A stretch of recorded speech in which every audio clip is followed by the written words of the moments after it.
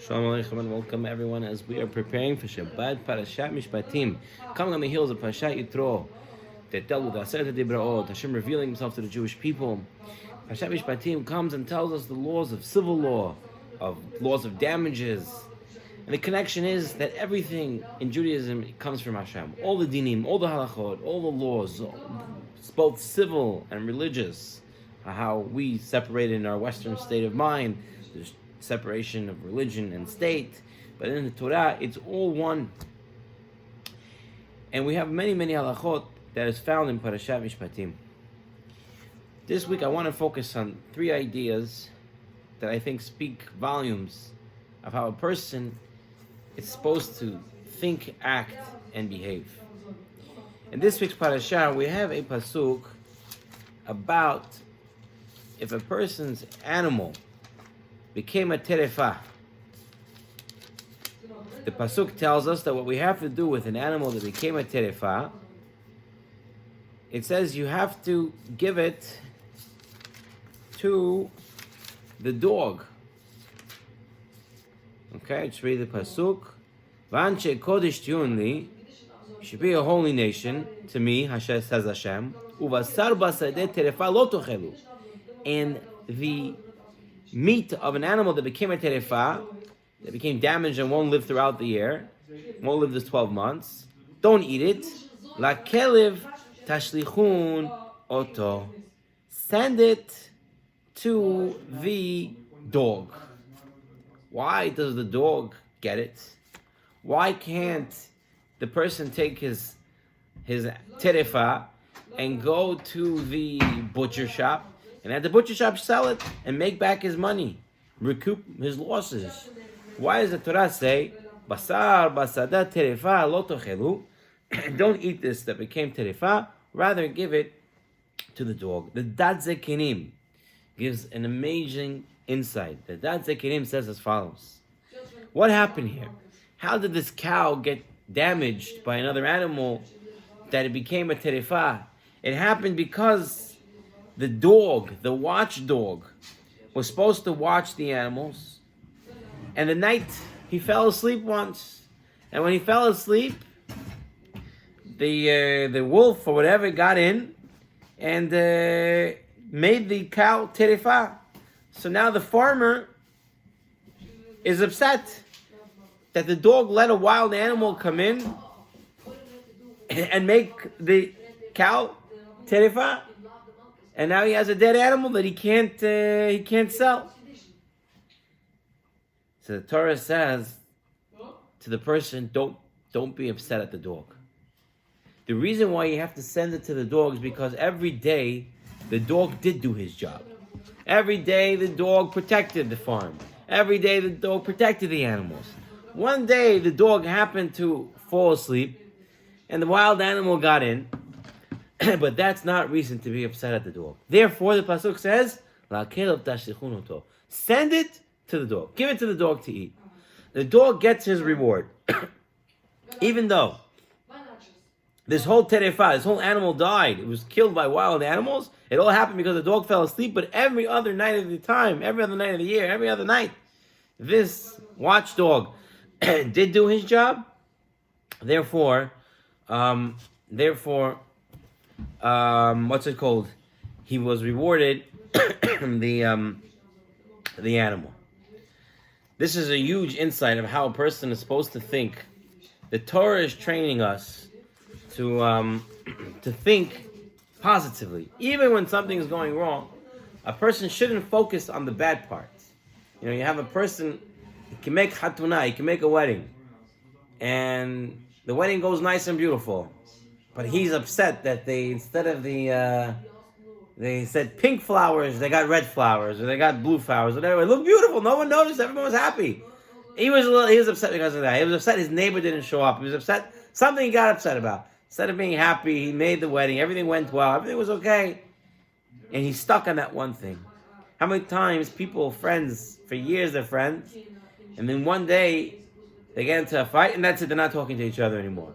30 years they were friends. One day something happened, problem, and no more friends. Everyone knows such people. Everyone knows such stories. We shouldn't. But the pasuk is telling us here, The watchdog, he was supposed to do his job, didn't do his job. He didn't do his job one night. The animal died because of that.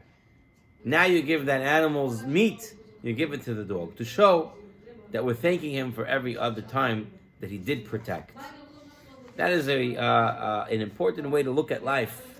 When Rav Pam was at the end of his life, he was in a lot of pain, and he was suffering from an illness, and he never told the doctors that he was in pain.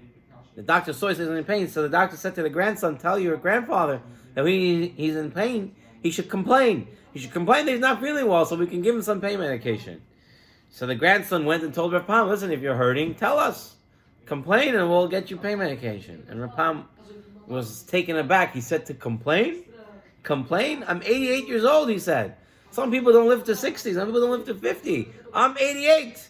Okay, so I'm in pain. I have to complain about that? I have to think and thank Hashem for all the other times that everything went so well." In this pasuk, we have another interesting idea. It's actually a story that they say over.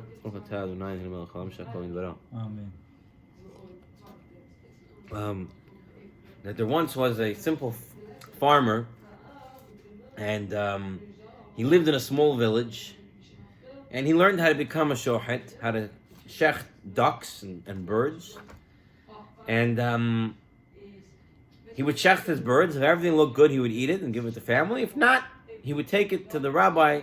He would get on his horse and travel to the rabbi and ask the question. One day, the farmer had a visitor. And the farmer shechted a duck so he can eat it. And he thought, I'm not sure if it's kosher or not. So he quickly jumps onto his horse and he wants to go to the rabbi. His visitor was of the reformist group. And he said, "Where are you running to?" He said, "What do you mean I'm running to? I have a question about the kashrus of this duck. I have to go to the rabbi." So the reformist said to him, "Listen, you don't have to go to the rabbi. Clearly this pasuk that we just brought down, it says, if the meat is not kosher, you give it to the dog." He says, "This is what you do. Listen, you have a dog on the farm?" He says, "Yeah." He says, "Take the meat, take the duck, put it in front of the dog. If the dog eats it, the pasuk says the dog gets the non-kosher meat. If the dog doesn't eat it, then you know it's kosher and it belongs to you." He says, "You sure?" The farmer says, "You sure?" He says, "Yeah, it's the pasuk straight up." So he says, "Okay." So he took the duck, he gets the dog, his whole family's standing around. That guy's there also, everyone's standing. He puts the duck in front of the dog. The dog looks and sees so many people staring at him. He's not sure what's going on. So he doesn't touch it. He's scared, everyone's looking at him. So he doesn't touch it. And everyone says, you see, the duck is kosher. And they go ahead and eat it. A few days later, again, he shechs another duck. And he has another question. So he doesn't go to the rabbi anymore. He has the dog. He takes the duck, he puts it in front of the dog. This time the dog says, "I don't care who's around." And he grabs the duck and eats it. And it goes on like this for months, almost a whole year. After a whole year, he finally goes back to the rabbi. He says to the rabbi, "I have a question about this duck." The rabbi says, "A whole year you didn't have questions. Today you have questions." And he says, "Rabbi, I tell you the truth. This guy came to my farm. He told me about this trick with the dog. Send it to the dog. If it's not kosher, the dog will eat it." So the rabbi says, "Really? And why now you're coming? Why don't you use this dog?" He says, "Rabbi, what can I tell you? The dog, he's very mahmir. Every time he says it's not kosher, he eats it for himself. So I come back to you because I know you're a little bit more lenient than this dog." It's a funny story, but sometimes it's actually a very true story. People, instead of taking their questions to the right places, they heard about a trick. They heard one time you can use like this, one time you can do like that. And they just hear things and they share it, and there's no yesod, nothing there. The Parshat tells us in the beginning of the Parshat, it says, "Ve'elu Mishpatim asher tasim lifnehem." You have to put the the laws in front of them straight up. You have to really learn the halachot. Everybody has to know it. The rabbi has to give it over. Baruch Hashem, there's Sfarim and Sfarim, books and books of today. There's Shiurim, there are Rabbanim everywhere. They're giving Shiurim. And everybody is obligated to learn the halachot, to know what to do, how to do, and when to ask, and who to ask, where to ask. All this is a very important approach. Before we end this pasuk, and we move on to the next lesson, I just want to bring another idea on this pasuk. This one being from Harav Yehuda Tzadka Zecher Tzadik Livracha. Yehuda Tzadka says as follows. He says the pasuk says, "Ubasar basadeh terefa." Flesh of an animal that was torn in the field, ripped in the field. Terefa means to rip in the field, right? He says, why does it say field? Basadeh. Why has to say field? Basar terefa. Mita became terefa. I have to say dafka basadeh. So Yehuda Tzadka says as follows. You know why field? He says some people have this idea that at home they're kosher, 100% kosher, glatt kosher, halak, everything the best. And Has Shalom, when they go outside, basadeh, all of a sudden, easier. I go to the restaurant, I just ordered fish. I just ordered this. I just ordered French fries, I heard someone told me recently. And how can it be? Today, the kashrus industry is very high tech. Everything, every ingredient, everything has to be checked. Everything has to be sourced. There are tolaim, there are bugs everywhere. You have to really know. Everything has to be really kosher. You can't just assume. So Yehuda Tzadka says that's why the pasuk says basadeh, to tell us how important it is to not only keep kosher in the home, but to keep kosher everywhere. Some people, they go traveling and they think, okay, now that I'm traveling, I can take more leniencies. All of a sudden, what I wouldn't eat home, I would eat there because I'm traveling and stuff like that. The person has to know that kashrut, just like being Jewish is 24/7, 365, kashrut is the same. There's no vacation from kashrut. Yehuda Tzadka said over a story about a cemetery in Poland. The government decided they wanted to build a highway over the cemetery, and they were forcing the Jews to take out the bodies that were there and to reinter them somewhere else. And the Chevra Kadisha and the Jews that were involved, while they were doing the move, they found two bodies that had been buried for a long time, that the bodies were completely intact. One was the body of a Rav that lived there in that city. He was known to be a big tzaddik. And the second was a Jewish man who was a soldier in the Polish army. And they didn't understand why this guy was zochet, that his body stayed intact. And so they started to look and find out.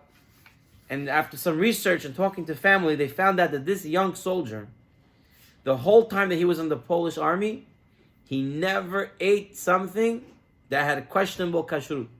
Anything that he wasn't sure, he didn't eat. He made sure he only ate 100% kosher. And one time, his fellow soldiers saw that he wasn't eating what they were eating, and they went to the general and said, "Oh, this Jew thinks our food is not good enough for him." And the general forced him to eat, and he didn't. He said, "I won't eat." They had the whole battalion hold him down. They started to open his mouth and start to put pig inside his mouth, pork. And this man, instead of letting them force it in, he kept gagging on it, eventually choking on it, and dying on that day as they were trying to force him to eat not kosher. And this man refused to swallow, choked to death. And over 100 years later, they took out his body, and it was still completely intact. There is something about making sure to always keep the standards that they're supposed to be. Right? If you don't know what the standards are and you want to learn, come ask your local Orthodox competent rabbi, and they'll tell you. Baruch Hashem, there are many resources a person has today. For us Sfaradim, Yashan, to eat Doshan is the Maran brings it twice in Shulchan Aruch. There's in both places is very clear. Sfaradim have to eat Yashan. You can't. It's like chametz. It's even the kosher who it's asur, even in a little bit amount. It's important for us to keep these halachot, to keep that all the time, not just at home, but basadeh as well, even on the road. Let's move on to another lesson from this week's parasha. In this week's parasha, right in the beginning, and we skipped a little bit, we skipped it around here. Right in the beginning of the parasha, we learn about the halachot of an Eved Ivri, of a Jewish slave, someone who stole something, couldn't pay back. And the pasuk says, a very interesting lashon, Im begapo yavo, begapo yitzeh. Im ba'al ishahu, v'yitzah ishto imo. If he came in alone, he leaves alone. If he came in with the wife, he leaves with the wife. What does it mean, Im begapo yavo, begapo yitzeh? Begapo in the pasuk means he's not married. The begapo actually means a cloak, that he came in with a beged, with his cloak, with his coat, right? A cloak. Rabbi Yisachar Franz said, what's the connection? Why when the pasuk wants to say someone is single, that it says bigapo, in bigapo yavo bigapo yitzeh? Why don't you just say he's single? Why? If he's not married, he's not married. Just say that. Why bigapo yavo? He says as follows. He says, a person who's not married, his whole idea of life and the way he thinks of things ends at the end of his garment. Meaning, where his beged ends, that's where his thoughts end. He's all self-centered. He says that's why, he says, the Yakisha communities, the German Jews, and he says by the Sfaradim, many Sfaradim, when it comes to the chuppah, the Hatan takes a talit, and what do they do with the talit then? They take the talit and they extend it onto the kala.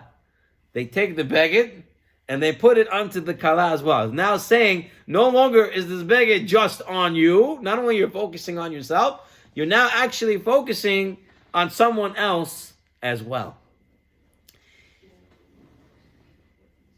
My coat now has to cover someone else. This is what it means to be married. This is what it means to be a parent. Rav Elimelech Biderman Shlita tells an amazing story about something that happened in a town in Siberia. Freezing temperatures, and there was a Jewish community there, and there was a father and a son, and they only had one coat, and they were fighting back and forth who is going to get this coat. Eventually, when you have a question what to do, they went to the rabbi. They went to the Rav of the town, and they said, what should we do? We have one coat. So the Rav said, why do you think you should have it? Why do you think you should have it? So the father says, I'm an old man. I can't keep warm. My house, I don't work, but I stay at home. But the house has holes everywhere. There's no insulation. It's freezing. I need a coat. He says to the son, why do you need it? The son says, what do you mean? I go out to work. I'm out in the freezing cold. I need the coat. So he says to the father, "Why? Your son has a good reason that he needs it. He's working outside." He says, yeah, my son's working. When he's working, his blood moves, he boils, he'll get warm from moving around. I'm not moving around. I can't move. I need the coat. And he says to the son, what about your father? He's right, he needs it. And the son says, well, my father's home. It's always better to be in something rather than being out in the cold itself, even if there's holes and stuff. It's better to be somewhat indoors. And the Rav says, this is a very big question. I don't know what to do. I don't know the answer. I need you to come back to me in 2 days. Let me look it up. Let me think about it. Let me see. Now these two, the father and the son, are heading back home. And as they're heading back home, and after hearing each other out, they felt maybe there was some validity in each one's reasoning. So the father said to the son, you know what, you're right. I'm going to give you the coat. Take the coat. You're the one working outside. You really need it. And the son says, no, you know, Dad, after listening to you and saying what I said, I think it belongs to you. And now they started to argue the other way around, that it belongs to you. And so they show up at the Rav's house 2 days later, and they're still arguing, but now they're arguing that the coat should go to the other. And the Rav listens to them, and the Rav says, hold on. He walks into a room in his house, and he comes back out with another coat. And he says, you know what? Now you don't have to argue. Both of you can get a coat. I said, Rabbi, this is amazing. Thank you so much. And as they're about to leave the house, the son turns around and he says, Rav, you know, we were here 2 days ago. If you had an extra coat to give, you know, why didn't you give us the coat then? The Rav said, I tell you the truth. When you came and you said you needed it and you said you needed it, I felt that I needed my coat as well. But now that you came back and you said you don't need it, if he needs it, and he says he needs it, so I said I don't need my coat either. So I'm giving it to you.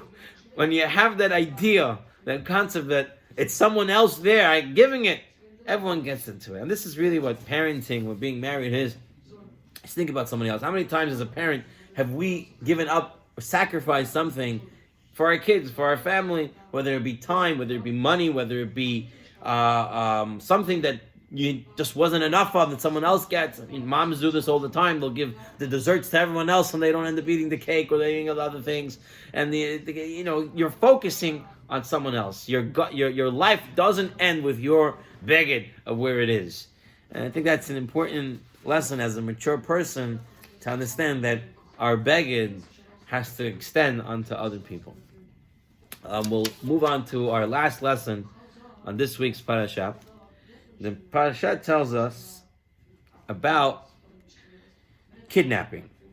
Okay, so it says in Perek Chaf Aleph, Pasuk 16, it says, "Vegonev ish umcharo v'nimtza v'yado mot yumat." One who kidnaps a man and sells him, and he was found to have been in his power, shall surely be put to death. Now, if you think about it, who would kidnap a fellow Jew? Somebody who's really a bad person, right? I mean, kidnapping is like something very, very terrible. People don't do it. It's not something that you would think Haredim or religious Jews would need a warning about. The Peninim al Torah says that the truth is, kidnapping can happen, even when it comes to religious people. He says, sometimes when it becomes a question of me or you, who will live, me or you, right? A person always chooses himself on the backs of someone else. And he says over a true story that happened in the times of Yisrael Salanter. Yisrael Salanter's yahrzeit was this week. I don't remember which day exactly. It was a Tuesday or Wednesday. Yisrael Salanter was known famously as the father of the Musar movement. And the story goes, this is a famous edict of the Tsar Nikolai, that the army was allowed to take Jewish boys and put them into the army for 25 years. Take them at a young age and put them into the army for 25 years. So obviously, no one wanted their children to go there. And the Jewish community was not spared, and especially the Jewish community, they went after to get the Jewish boys. And what happened in a lot of cities was the rich people who had money and influence in the community, would not just bribe, but you had to give boys. You had to get a certain amount of boys to the soldiers. So they would take from the poor families who couldn't fight for themselves and they would give over those children to the army. And it once happened in the city of Salant. Yisrael Salanter came back to his hometown to visit, and he heard a very, very dangerous, very, very scary situation happen. There was an almana, a widow, who came with her son to the community of Salant to collect money. She went from door to door. And when the rich people of the town found out that there was an almana with a boy, a young boy, available, they quickly kidnapped the boy, changed his name, changed his paperwork, and told the Russian armies that they have their quota of boys to deliver to the soldiers, to the army. And this almana tried to go to everyone to talk, please, my boy, they kidnapped him. And she heard that Yisrael, and everyone was just ignoring her. And she heard Yisrael Salanter was in town. She finally got into Yisrael Salanter. She told them, please, they kidnapped my boy, they took it. But Yisrael Salanter listened, he calmed her and said, I'll do my best to get him back. He went on Shabbat to the main shul in Salant. And following davening, they all came to where Rabbi Yisrael Salant was staying. And he made Kiddush in his house. And as soon as he finished Kiddush, Rabbi Yisrael Salanter got up from his place. He looked at the people, all the head of the community, all the big Askanim, all the Givarim, all these rich people, all these famous, all the movers and shakers were sitting there. And he says to them, looks at them and he says, murderers, kidnappers, how dare you did what you did? He knew each one of these leaders by face, by name. And he looks at one and he says, you're so careful on Shabbat to tie a handkerchief around your neck on Shabbat so that you'll not be carrying. You turn it on your neck. Yet you have no problems about stealing a helpless child from a widow, from the arms of the mother. Don't you know it's asur to steal a child, to kidnap? He says to another, you're so careful about mitzvot, you get the most expensive etrog, the most fanciest one. But to give over a child to the Russian army, you have no problems with that. And he continued like this, one after the other, screaming and yelling and telling them in their hypocrisy of the situation. The leaders were shocked. They didn't know what to say. They hung their heads in shame. Rabbi Yisrael concluded his musar, his rebuke to them, jumped up and said, it's asur to stay here amongst you people. And round out on Shabbat, he left the city of Salant. The people heard about this, and these people had charota, and they quickly, after Shabbat, quickly got this child back and returned it to his mother. Rabbi Yisrael Salanta was able to set the motion that this tragic incident to work out. But the Peninim al says something very disturbing. He says that the truth is, this double standard of movers and shakers in the community deciding to play the game of mi yihyeh, who will live, exists still today. He says here, this is not me saying it, I'll read what he says in the Peninim al Torah. He says there are people in schools, in yeshivot, in seminaries, who play the game, mi yihyeh, who's going to get in? Do they have enough money? Do they come from a certain family? Some schools you call, you tell the name, they right away say no. They right away come up with all sorts of excuses. And he says they're playing this game of mi yihyeh. They think they're holier than the other.